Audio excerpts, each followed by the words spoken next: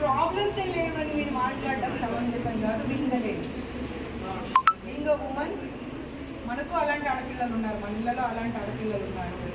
And మన కళ్ళ ముందు కనిపిస్తుంది బాత్రూమ్ పరిస్థితి ఏంటి, రూమ్స్ పరిస్థితి ఏంటి, అన్ని పరిస్థితులు కనిపిస్తూ ఉంటే ఏకకంఠంతో అందరూ ఎవరి రూమ్స్లలో వాళ్ళు ప్రాబ్లమ్స్ చెప్పారు, ఎవరి రూమ్స్లలో వాళ్ళు.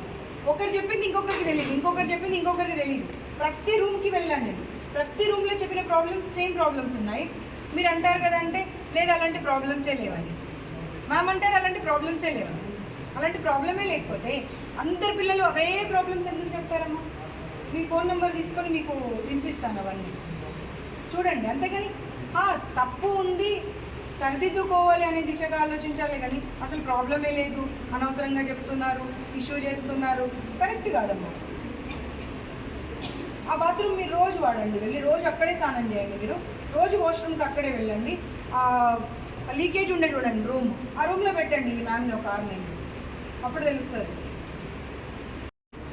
వైస్ ప్రిన్సిపల్ అమ్మంటదంట స్లమ్స్లలో నుండి వచ్చారు మీరు, ఇంతకన్నా మంచిగా కావాలా మీకు అంటదంట.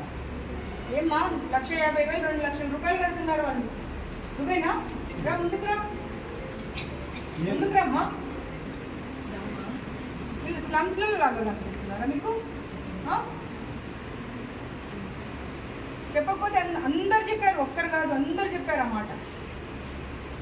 నాకైతే మీ మీద పర్సనల్ గ్రడ్జ్ లేదు కదా, మీరు ఎవరో నాకు తెలియదు కదా. తెలియనప్పుడు నేను ఎందుకు చెప్తాను అన్నమాట, వాళ్ళు చెప్తేనే చెప్తాను కదా. ఎవరో ఒక్కరు చెప్తే పర్వాలేదు, అందరు అదే మాట చెప్పారు. ఎప్పుడు ఒకరిని అవమానపరిచేటువంటి అధికారం మీకు ఎవరు ఇవ్వలేదు.